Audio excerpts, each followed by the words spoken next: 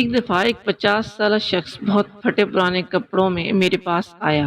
اس کے کپڑے اور چال ڈھال سے وہ مجھے کوئی چرسی یا نشئی ٹائپ لگتا تھا۔ اس کی چال چلن سے واضح نظر آتا تھا کہ یہ انسان دنیا سے بالکل غافل ہے، اسے دنیا سے کوئی لگاؤ نہیں۔ اس نشئی نے مجھ سے کہا، مجھے کچھ پیسے چاہیے۔ میں نے کہا، اگر تم سچ بتاؤ گے تو شاید میں تمہاری کچھ مدد کر سکوں۔ تو نشئی نے کہا، میں آپ کو سیدھی بات کروں گا، میں نے چرس خریدنی ہے اور میرے پاس پیسے نہیں ہیں۔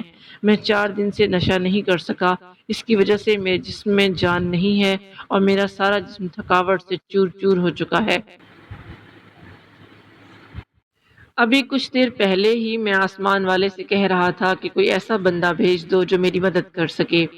تو جیسے ہی آپ آئے اور میری آپ پر نظر پڑی تو مجھے یقین ہو گیا کہ اللہ نے آپ کو میری ہی مدد کے لیے بھیجا ہے۔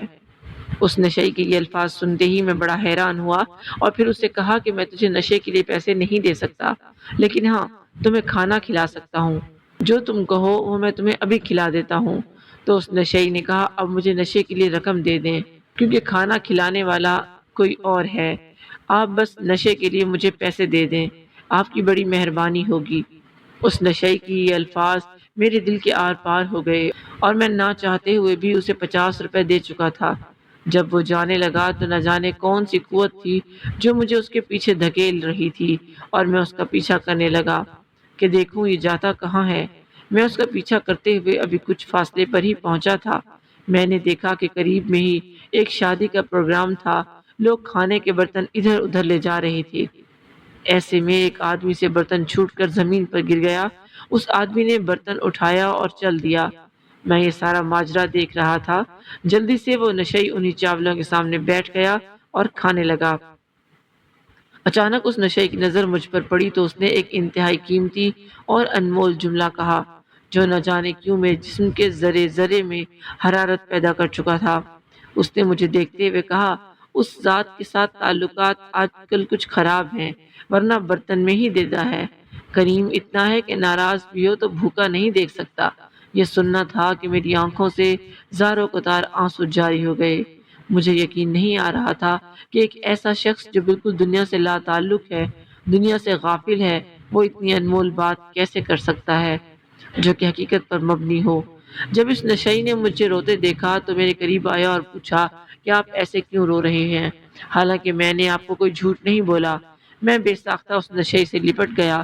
میں نے اس نشئی سے کہا کہ تم ظاہری طور پر اس دنیا سے بالکل غافل معلوم ہوتے ہو، تمہیں اپنے نشے کے سوا کسی چیز سے کوئی غرض نہیں ہے۔ اگر اس دنیا کے سمجھدار لوگ جن کو اللہ تعالیٰ نے عقل سمجھ بوجھ دی ہے، اگر وہ اتنی سی بات سمجھ لیں کہ کھلانے والا کوئی اور ہے، وہ رازق ہے، اس نے ہر حال میں کھلانا ہے، تو دنیا سے تمام لڑائی جھگڑے، قتل و غارت، یہ سب ختم ہو جائیں اور لوگوں کا ظاہر اور باطن دونوں پاک صاف ہو جائیں اور مکمل اللہ پر بھروسہ ہو جائے۔ کسی نے بالکل سچ کہا ہے کہ علم کسی کی میراث نہیں۔ کوئی بھی شخص کسی بھی مذہب کا کیوں نہ ہو، کسی بھی حلیے کا کیوں نہ ہو، وہ کسی بھی وقت کوئی ایسا جملہ، کوئی ایسا عمل کر کے اپنی اور دوسرے کی زندگی کی کایا پلٹ سکتا ہے۔ اس نشئی کی یہ الفاظ مجھے کسی بڑے عالم، کسی بڑے لکھاری کے لگ رہے تھے۔ اسی طرح ایران کا ایک بادشاہ تھا، وہ خوش رہنا چاہتا تھا اور خوشی کی تلاش میں مارا مارا پھرتا تھا۔ اس نے خوشی کے ماہرین کی مدد بھی لی، سیانوں، دانشوروں اور سمجھداروں سے بھی مشورہ کیا، مگر خوشی کا فارمولہ ہاتھ نہ آیا۔ وہ ایک پہاڑ پر چلا گیا۔ پہاڑ پر ایک درویش رہتا تھا۔ درویش کے صرف 2 مشاغل تھے، صبح صادق کے وقت مشرق کی طرف منہ کر کے بیٹھ جانا اور سورج کو آہستہ آہستہ افق سے ابھرتے ہوئے دیکھنا، اور اس کے بعد جنگل میں نکل جانا، سارا دن جنگل میں گزار دینا۔ بھوک لگتی تو درختوں سے پھل توڑ کر کھا لیتا، پیاس محسوس ہوتی تو وہ ندیوں، جھرنوں اور آبشاروں کا پانی پی لیتا۔ درویش کے پاس رہنے کے لیے ایک جھونپڑی تھی، وہ رات جھونپڑی میں آ جاتا۔ درویش کے پاس سردیوں کے لیے 2 کمبل تھے، گرمیوں کے لیے کھلا آسمان اور ٹھنڈی زمین تھی، اور بدن کو ڈھانپنے کے لیے کپڑے کی ضرورت زائرین پوری کر دیتے تھے۔ درویش کے پاس اس کے علاوہ کچھ نہیں تھا، لیکن وہ اس کے باوجود خوش تھا۔ بادشاہ اس خوشی کی وجہ دریافت کرنے کے لیے درویش کے پاس جا پہنچا۔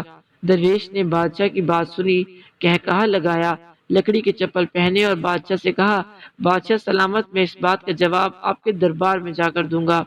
بادشاہ نے درویش کو گھوڑے پر بٹھایا اور دربار لے آیا۔ درویش نے درخواست کی کہ اب آپ کسی ضرورت مند کو بلائیے۔ بادشاہ نے عرضیوں کی تھال سے ایک خط نکالا، وہ خط وزیر کے حوالے کیا اور ضرورت مند کو طلب کرنے کا حکم دے دیا۔ ضرورت مند کو دربار میں حاضر کیا گیا۔ درویش نے بادشاہ کے کان میں سرگوشی کی کہ آپ حکم جاری کریں۔ بادشاہ بولا، اے ضرورت مند، تم جاؤ میری سلطنت میں دوڑو۔ تم سورج غروب ہونے تک زمین پر جتنا بڑا دائرہ بنا لو گے، وہ زمین ساری کی ساری تمہاری ہو جائے گی، لیکن شرط یہ ہے کہ جہاں سے بھاگو گے مغرب ہونے سے پہلے وہاں پر واپس آنا ہوگا۔ اس نے ضرورت مند کو حکم دے دیا۔ حکم جاری ہونے کے بعد بادشاہ، درویش اور درباری محل کے سامنے کرسیاں بچھا کر بیٹھ گئے۔ ضرورت مند کو لکیر کھینچ کر ایک مقام پر کھڑا کر دیا گیا۔ بادشاہ کا رومال ہلا اور ضرورت مند نے دوڑنا شروع کر دیا۔ ضرورت مند نے دوڑ کے آغاز میں وقت کو دو حصوں میں تقسیم کر دیا: صبح سے لے کر ظہر تک آگے جانا، ظہر سے لے کر مغرب تک واپسی کا سفر کرنا۔ ضرورت مند کا خیال تھا کہ یوں وہ زمین کا بہت بڑا ٹکڑا ہتھیا لے گا۔ ضرورت مند سرپٹ بھاگتا رہا، پھر زمین گھیر لی۔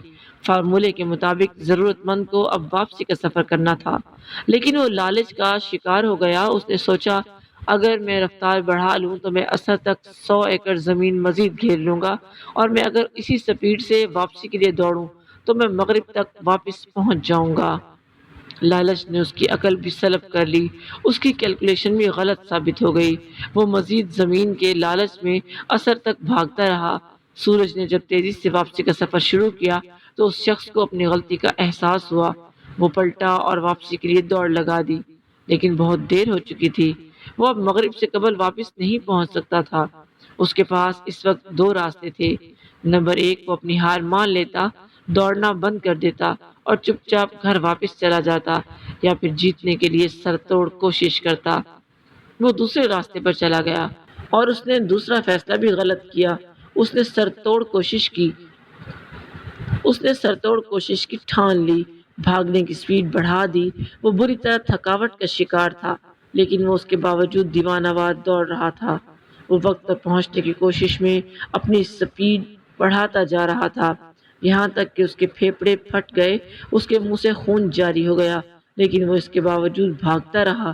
بالآخر بادشاہ تک پہنچ گیا، لیکن مقام پر پہنچنے کے بعد اس نے لمبی ہچکی لی، زمین پر گرا، تڑپا اور وہیں مر گیا۔ وہ زمین جیت گیا تھا، لیکن زندگی ہار گیا۔ درویش اپنی جگہ سے اٹھا، زمین پر گرے ہوئے شخص کے قریب آیا، ہاتھ سے اس کی کھلی آنکھیں بند کی، بادشاہ کو قریب بلایا اور اس بد نصیب شخص کی لاش دکھا کر بولا، بادشاہ سلامت، لالچ کے بیوپاری کبھی خوش نہیں رہ سکتے۔ یہ شخص مجھ سے بہتر زندگی گزار رہا تھا۔ میرے پاس کپڑوں کا ایک جوڑا، لکڑی کے جوتے، 2 کمبل اور ایک پیالے کے سوا کچھ نہیں۔ میں شہر سے کوسوں دور پہاڑ پر رہتا ہوں، پھل کھاتا ہوں اور ندیوں کا پانی پیتا ہوں، لیکن اس کے باوجود میں خوش ہوں، کیونکہ میرے اندر لالچ نہیں۔ جبکہ آپ میرے مقابلے میں اس شخص کے اثاثے دیکھیے، یہ شخص مجھ سے 1000 درجے بہتر تھا۔ اس کے پاس مکان بھی تھا، بیوی بچے تھے، کپڑے تھے، سواری تھی، دال، اناج اور زمین جائیداد بھی تھی، لیکن اس کے باوجود زمین پر گر کر مر گیا، کیونکہ یہ اپنے اندر کے لالچی انسان کو قابو نہ رکھ سکا۔ یہ دیوانہ وار خواہشوں کے پیچھے بھاگتا رہا۔ یہ کسی کو درخواست دے دیتا، کبھی آپ کو عرضی بھجواتا۔ قسمت نے اس کا ساتھ بھی دیا، اس کی لاٹری نکل آئی۔ آپ نے اسے زمین گھیرنے کی اجازت دے دی، یہ بھاگا، لیکن اس کا لالچ بھی اس کے ساتھ دوڑا۔ یہ اگر سمجھدار ہوتا، اگر درمیان میں قناعت کر لیتا، رک جاتا کہ جو حاصل ہو گیا اس پر استفادہ کر لیتا، شکر ادا کرتا، تو شاید یہ اپنی زندگی بہت خوشی سے گزار دیتا، یہ نعمت اس کے لیے کافی ہوتی۔ لیکن یہ لالچ کے گھوڑے سے نہ اترا، یہ بھاگتا رہا، یہاں تک کہ لالچ نے اس کی جان لے لی۔ درویش نے لمبی سانس لی اور بولا، بادشاہ سلامت، لالچ اور خوشی دونوں اکٹھی نہیں رہ سکتی۔ آپ خوش رہنا چاہتے ہیں تو آپ کو لالچ کو ختم کرنا ہوگا۔ خوشی خود بخود آپ کے گھر میں آ جائے گی، لیکن اگر آپ لالچ کے گھوڑے پر بیٹھ کر خوشی کی تلاش میں سرپٹ بھاگتے رہے تو آپ کا انجام بھی اس شخص جیسا ہوگا، آپ بھی عبرت کا نشان بن جائیں گے۔ بادشاہ کی آنکھوں میں آنسو آ گئے۔ درویش نے نرم لہجے میں کہا، جناب، بادشاہت لالچ کی دلدل ہوتی ہے، آپ بادشاہ ہوتے ہوئے خود کو لالچ سے کیسے بچا سکتے ہیں؟ درویش نے قہقہہ لگایا اور بولا، اختیار میں اضافہ بادشاہوں کی لالچ ہوتی ہے، اور جو بادشاہ زیادہ سے زیادہ اختیارات حاصل کرنے کی کوشش کرتا ہے اس میں اور زمین پر پڑے ہوئے اس شخص میں کوئی فرق نہیں ہوتا۔ آپ اختیارات سمیٹنے کی بجائے اختیارات بانٹنا شروع کر دیں، آپ کو خوشی مل جائے گی۔ کوئی شخص چاہے غریب ہی کیوں نہ ہو، لیکن اگر اس میں لالچ نہیں ہے تو وہ اپنی زندگی خوشی سے گزر بسر کر سکتا ہے۔